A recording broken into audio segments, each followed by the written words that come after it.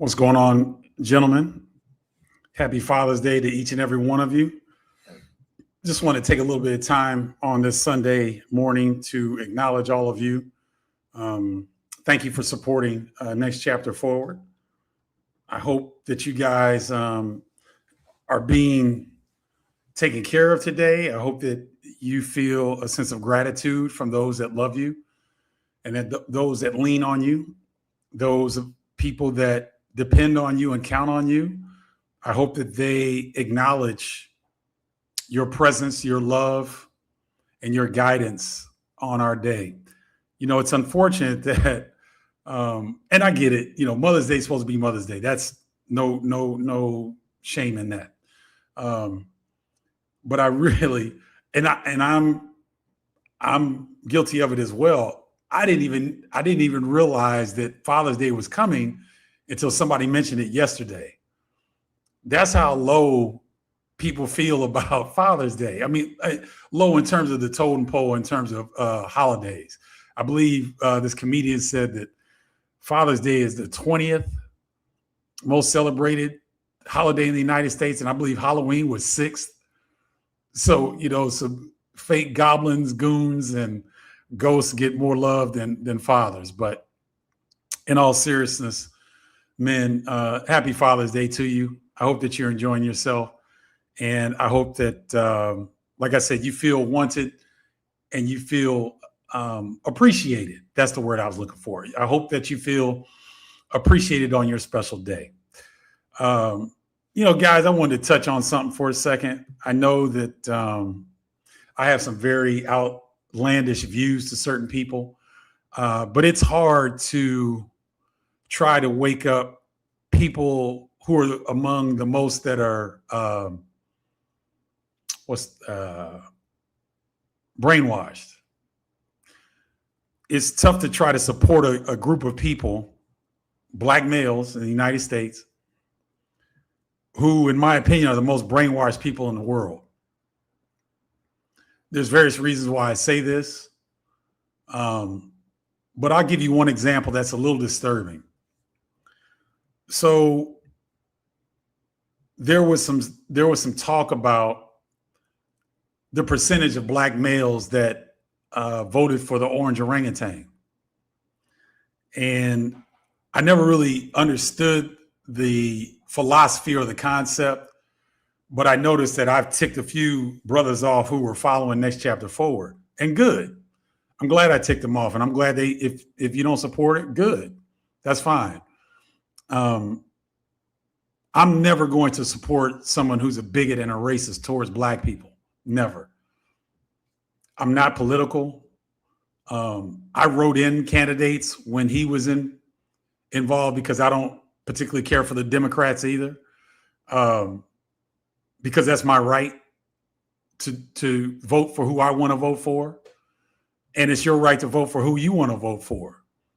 But on this Next Chapter Forward platform, as I assist black men over 50 relocate out of the United States, Canada, or Europe, one thing that I just don't support, I can't support black people that support bigots. I know that life is way more nuanced than that. I know there's some gray areas to that, but I can't see it. All I can see is that symbol that the country of Germany used to use around one of the world wars. There's a symbol that they used. And whenever I see this administration, that's what I see. I see a group of people that has IS at the end of the name of their group. And so for any black man that is taking in the content here from Next Chapter Forward, and you know that's the way that you get down, God bless you. Good luck to you. But you're not welcome here. You're not welcome here. This is a sovereign black space. And any attack on sovereignty for black people or any attack on black people in general I can't support that. And if you support that, I can't support you. And that's fine. That's the beauty. That's one of the beauties of being in America, is that we don't have many choices left, but there's still some choices left. Okay. And you can choose to move the way that you want to. And, I know this is one of the things that happened to this brother who I was going to interview based on his experience in this particular country that he's associated with. And, he was gung ho last week. But then the last live that, I really got at some cats who were, saying that this sounded like a Kamala Harris support thing or something. I was like, no, I don't support the Democrats. I don't support the Republicans. But I damn sure don't support bigots. That's just off the rip. That's just coming through the door. I can't get with that. So I was looking forward to getting with this brother, but you know what? There are the brothers out there who are in the space that I would like to bring you guys information about that are successful. Okay. One of these gentlemen, I was hoping to be able to interview this weekend, but he's an older gentleman, and technology is not necessarily his thing, which is fine because at his age, it can be a challenge to set up an interview via the StreamYard app that I use. It's not difficult, but if you're not tech savvy, it can seem daunting.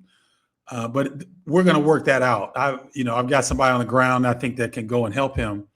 And I think that he's a wealth of information. And I think that it's important that I bring to you other Black men who have successfully made the relocation to different parts of the world and that are having success. And for them to show you their experiences, talk about some of the hurdles, roadblocks that they had to overcome, I think would be good for you guys. Because again, I'm trying to choose my words carefully because in some of the past shows, I've been kind of loose-lipped about how I present what I'm presenting. And I wasn't lying in anything. And I will not walk back anything that I've said because I'm speaking truth to power, because that's what I do. That's what I've always done. And I've always ruffled feathers. I've not been the most popular person in many scenarios that I find myself in because, I call it like I see it. Now, can I be wrong? Of course. I said some things about Marcus Garvey. It ticked people off. I was sharing that I received information that was totally contrary to what I learned about him growing up.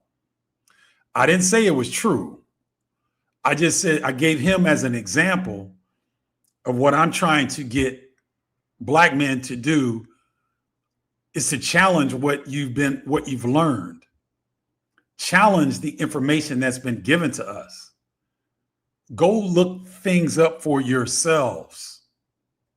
Don't take someone's word for it. Someone might illuminate a situation for you, but it's your job to go find out whether that's true for you or not. Because guys, two things can be true at the same time, right?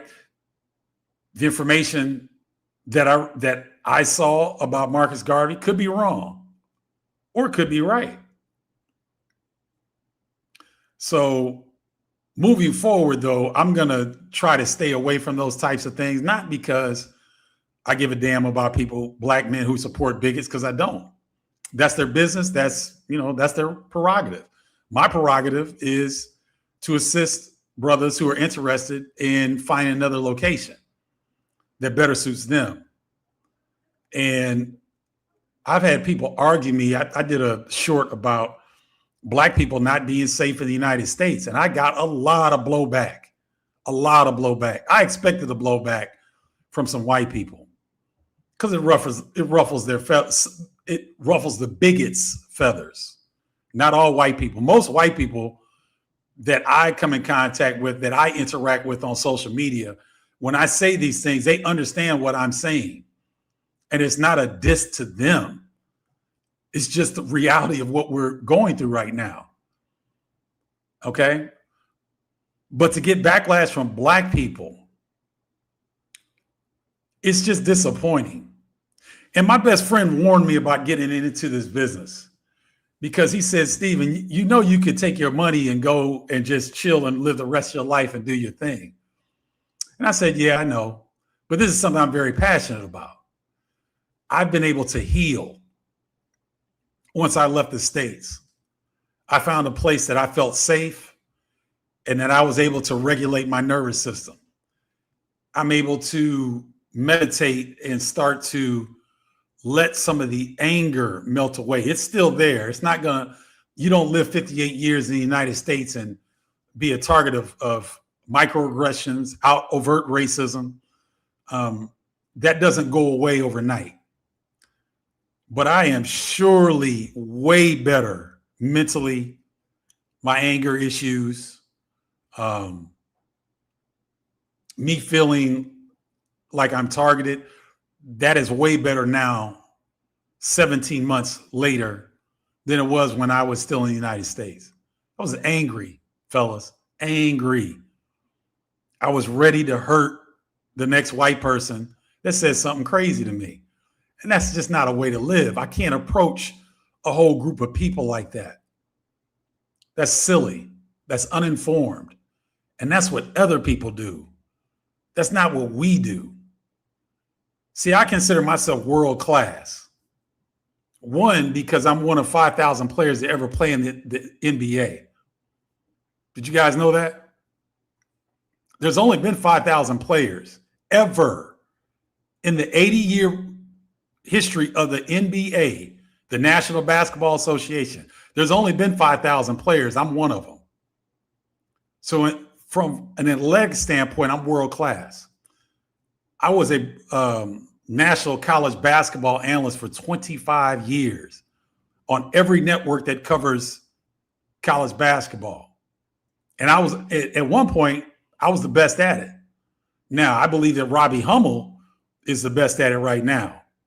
I believe he's far and away the best college basketball analyst in the business. But before he made his ascension, I was the best in the business. Okay, that's the second portion. I didn't get my marriage right. I couldn't keep the marriage together. But I've got two healthy young men that are my sons. I'm a world-class father, right? So in everything that I do, I strive to be world-class. And in this next chapter forward journey that I'm creating with all of you all, it's a world-class organization and a world-class experience.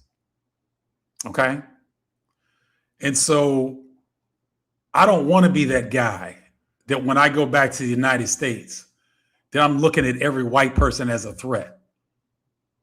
Because that's not reality. That's not the way it is. Okay? Now, I talk fiery. I talk pro-Black. I talk about these things and I say things that make people uncomfortable.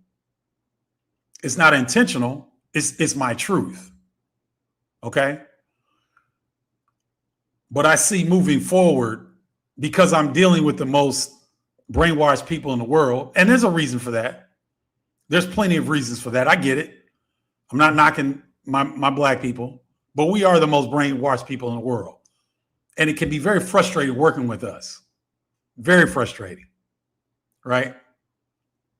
Because the thing is, I'm going to stop trying to wake people up. Because what happens, guys, when you wake people up, they get mad at you because now they have to make a decision. You've awakened them. You've shown them that they need to do something, and they're upset with you because you're trying to bring truth to light, right? So I'm going to be very careful with my wording and how I move forward from here on out. I'm not curtailing my truth. I'm going to speak my truth. But I do understand a little bit deeper now, doing this for a year and having to try to talk with mainly Black men, but some sisters, how difficult it is. I wonder I would love to be able to talk to Stephanie Reddy and Rashida, I want to say Ellis. I believe that's her last name.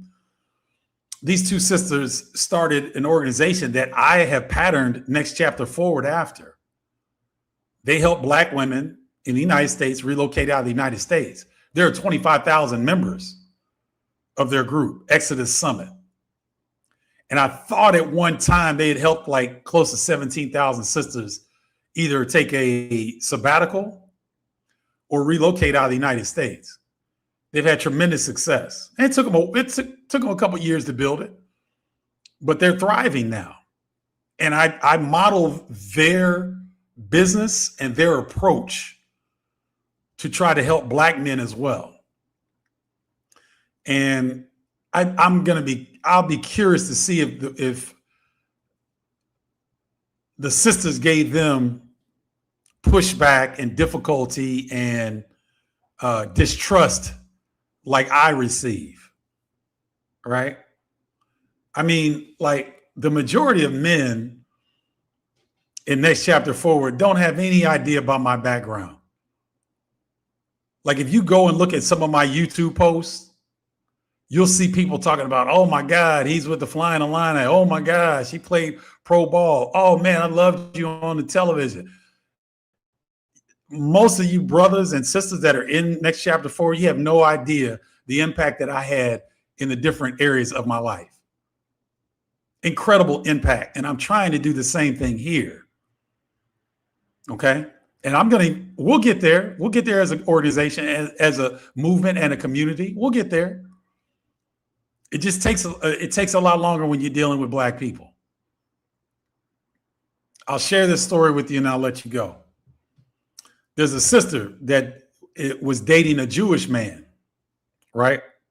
And I don't equate Jewish people with Zionists. These are two different things. Now, you can be Jewish and Zionist, but just because you're Jewish doesn't mean that you're Zionist. Does that make sense?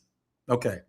So this sister was dating this Jewish man, and he was talking about he had to partner with this other Jewish dude to get this work done because this other Jewish man was the only person that did this particular thing that this guy was looking to get done.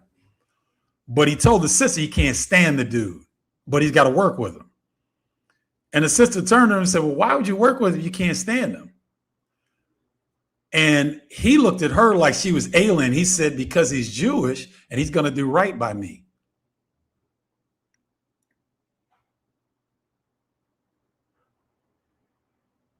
Let that sink in for a second. He can't stand the dude. Maybe he doesn't like his politics. Maybe, I don't know. They can't stand each other, but they do business together because he's Jewish and they're going to do right by each other. That's the code that we need to be on. Not for people that disagree with my stance on Dookie pants. I don't care about that. I'm not talking about those gentlemen or people. Moving forward, that's what we need to be on, Black people. We need to support ourselves. We need to support one another. We have to understand, guys, do you remember me saying this 2 live shows ago? In my opinion, Black people who want to be sovereign need to focus on just 2 things: wealth accumulation and protection. Wealth accumulation happened during Reconstruction in the early 1900s. But we didn't have adequate protection to protect our cities, our towns, the real estate, the businesses, the land, the farms. Do you guys realize how much wealth was wiped out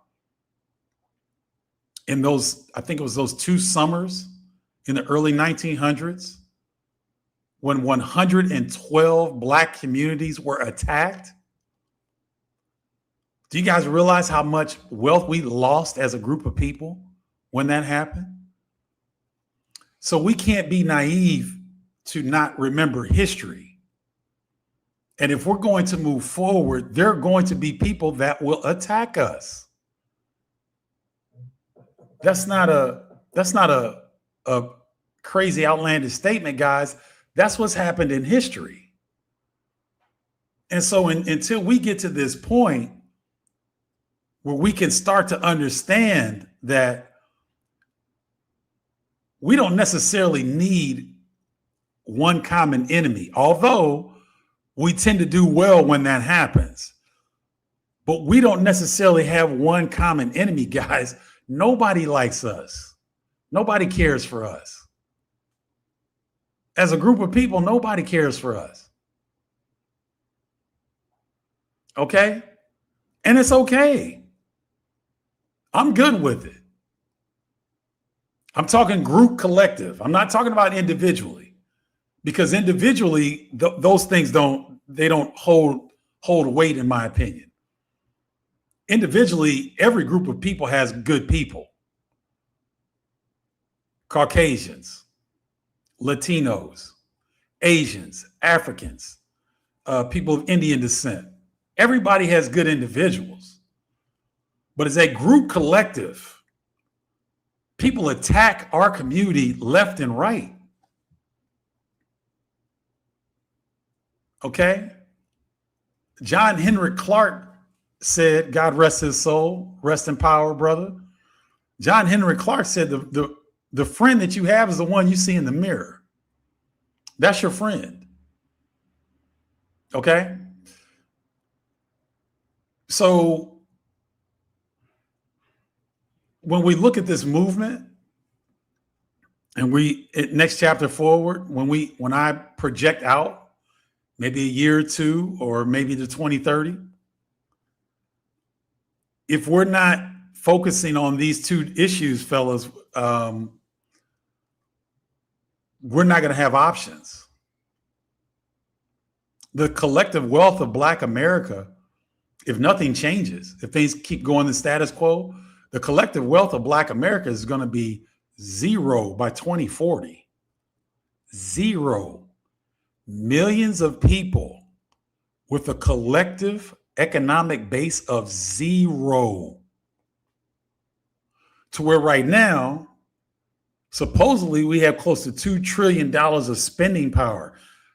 It doesn't mean anything because it's not aggregated. It doesn't stay in our communities. We don't have the systems set up to keep the dollar circulating in our communities. We just don't have them. And it's by design.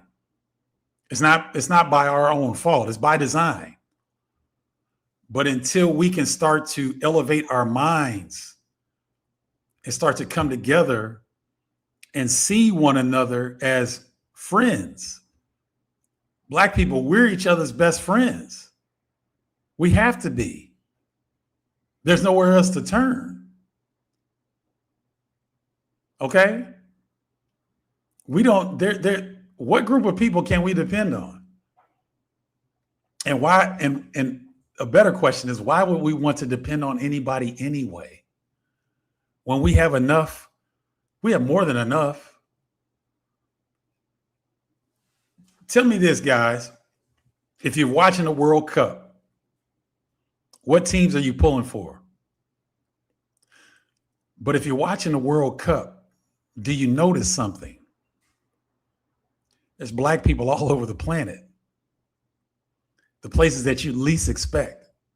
Mexico, Japan, Scotland, Netherlands. Oh, France's team is from the continent of Africa. Spain. You guys seen Spain's team? Spain was the #1 rated team coming into the World Cup this year, guys. You seen their team makeup? What were the other surprising ones? Oh, I mean, like Ecuador, Colombia, Brazil. We know how Argentina gets down. We have to exclude them because they're blatantly, you know what. But as a group and as individuals, but we're all over the planet, guys. And the beauty of the World Cup is that it's on the world stage. It's there for you to see. These people are competing for their lives on these pitches, on these on these football fields. And then they come together in mutual respect after the games, after the matches. Right? So, guys, we are populated around the world. Not African American, not Black Americans, but Black people. We're all over the world. So why wouldn't we want to seek alliances and friendships with the people that look like us? Right? Why would somebody explain to me why Black men would vote for Dookie Pants? Please explain that. I need clarification on that. Can somebody put that in the comments? And I'll go to the comments right now because I know I'm almost on 30 minutes right now, and I gotta let me pull something off the stove. Hold on.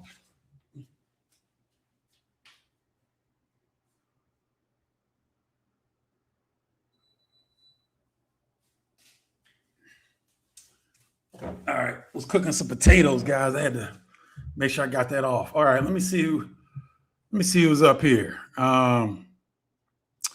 Okay, John, I see you. I appreciate you, bro. I look forward to speaking with you on Tuesday.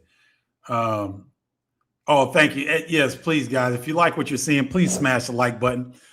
I noticed that when I went to the analytics, I get a lot of people watching this content, but what was it? 15% of you all are subscribed. Please subscribe to the channel. It really helps the growth of this community. It helps the algorithm, and it helps the algorithm push this out to more Black men who can benefit from Black people who can benefit from this information. Okay. Thank you, John. I appreciate you, brother. I look forward to speaking with you.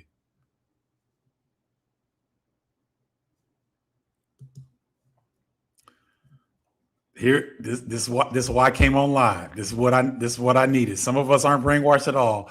We just have a different vision. I fully respect your own vision and path, and you are commendable for thinking outside the box and sharing, as you are as well, brother. Thank you for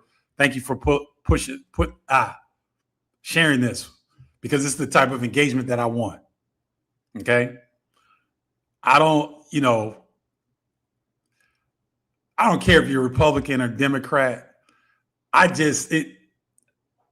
Somebody help me, because I have a block. I can't get past that. People that attack our community and then you support them, but yet you call yourself one of us. Like, that doesn't cognitively, I have a blind spot in that. Can somebody help me out with that? But thank you, GZ Stay Real. Thank you for this comment and being here. Thank you. And happy Father's Day to all you brothers out there that are fathers. Happy Father's Day. CD Say, preach, brother. Good to see you, man. A Boogie, I'm watching Spain now. Every day is a celebration of fatherhood and motherhood, but happy Father's Day to all. Good to see you, A Boogie. Roderick Miller, good to see you. Happy Father's Day. Thanks for tuning in. Hope you guys are getting treated like the kings that you are, because he's way better than Kamala Harris. Bro, I didn't vote for Kamala Harris either. I thought that was a sham.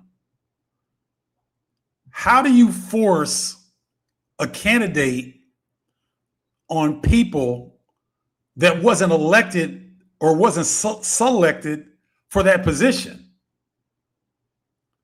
So both of them are trash. To me, Rashid, I was not. No, I wasn't. I didn't like that. And she, in my opinion, I question her blackness.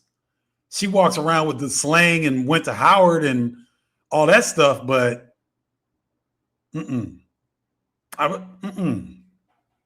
And no, he ain't way better than Kamala Harris. No. See, again, I got another point that I got to say. We get too caught up in politics, guys. Politics ain't doing nothing for us. Nothing. Nothing. Locally, yes. Politics are very important for your local situation. But nationally, we spend way too much energy, effort, and time concern ourselves with that dumb stuff. Politics is exactly what I said, tricks. And it gets everybody so wrapped up, like me and Rashid up here talking about, we're wasting time talking about Dookie Pants and Kamala Harris. Come on, guys. We're better than this. We're better than this. Oh, that's what's up. Oh, that's what's up. 3 generations, Roderick.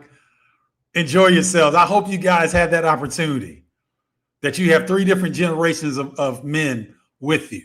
Happy Father's Day, Roderick. Thanks for sharing that, man. That made my day.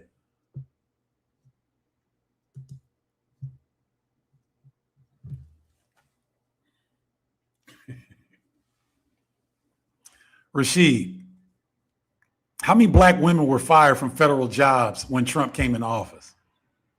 I'll wait.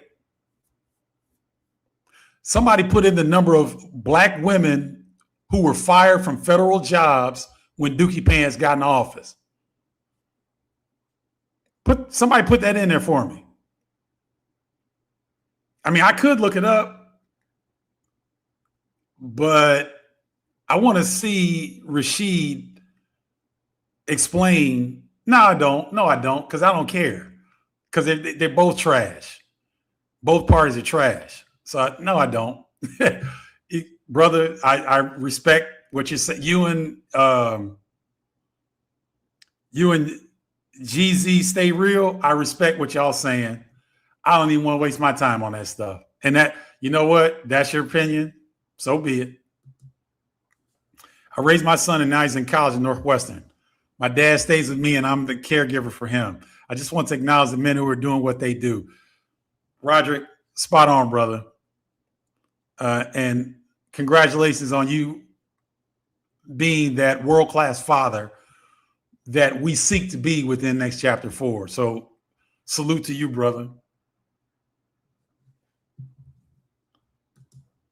The infamous NJ5. Thank you. Happy Father's Day to you. And I appreciate you supporting the channel and with your time and liking and subscribing to the channel. Thank you. I appreciate it.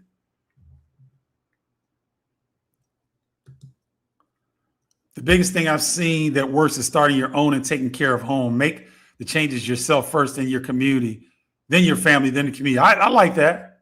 I like that. Good afternoon. Happy Father's Day, Kevin. Good to see you, brother. Thanks for tuning in. I appreciate you guys. And, I know you could be doing whatever you want to do on your day. I just want to take a few minutes to acknowledge all of you, even the ones that don't agree with me. I acknowledge all of you. Happy Father's Day. Okay. You guys, I hope that you feel appreciated because I appreciate you. I know what you're doing, like Roderick. I see you, Roderick. I see you, Black fathers. I see what you're doing. I see the strength that you hold. I see the unconditional love that you provide. And I see the compartmentalization that we all have to go through, even with our own families sometimes. It's crazy, isn't it? Like, is it me or are these generation of children different? And it's not all their fault. But they might be the most selfish group of individuals that I've ever seen. That group is amazing. Now, again, I would say the majority of the problem is not, they didn't cause the problem necessarily, but I'm not sure we're doing a good enough job of highlighting that to them. Now, I do with mine. That's why, I'm in the doghouse with one of them currently because I can't bite my tongue. And I have to share with what I see coming down the turnpike if things don't change. Right? Like their mom gets all the good calls.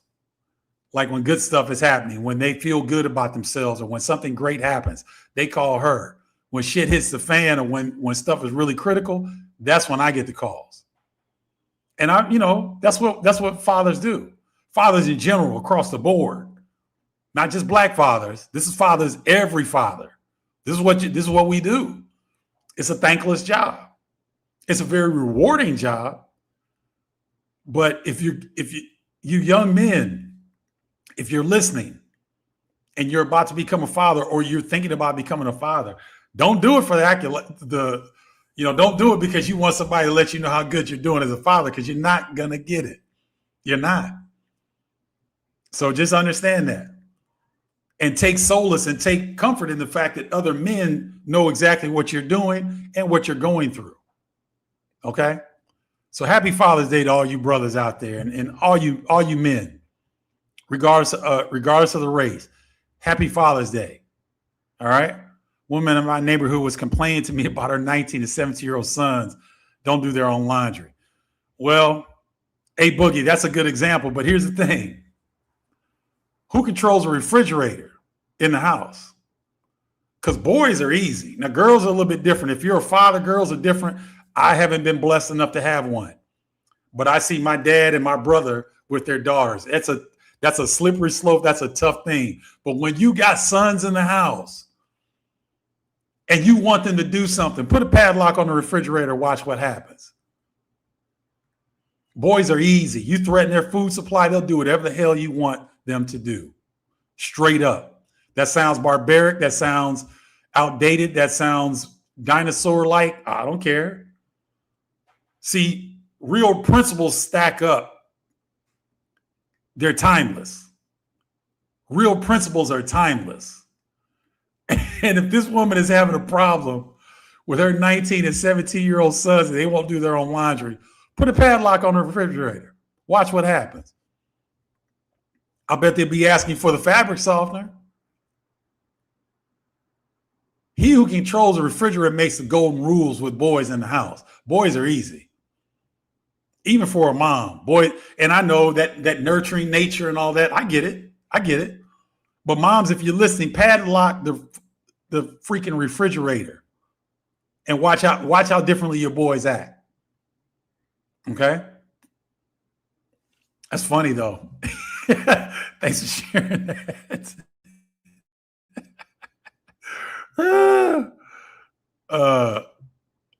Let's see. Yeah. Hey man, I'm just saying, guys. I'm saying her sons are 6'7" and 6'2". You know why A Boogie, her sons are so tall? Because they've been able to sleep sufficiently and they've had sufficient nourishment. You cut that nourishment off, watch what happens. They could be 7 foot, 300 pounds. They're gonna do what you tell them to do. You threaten that food supply, I'm telling you. All right, guys, I'm done. I'm gonna go eat my lunch. Thank you so much for tuning in. You guys have a great Father's Day. I salute each and every one of you. And until next time, holla, y'all.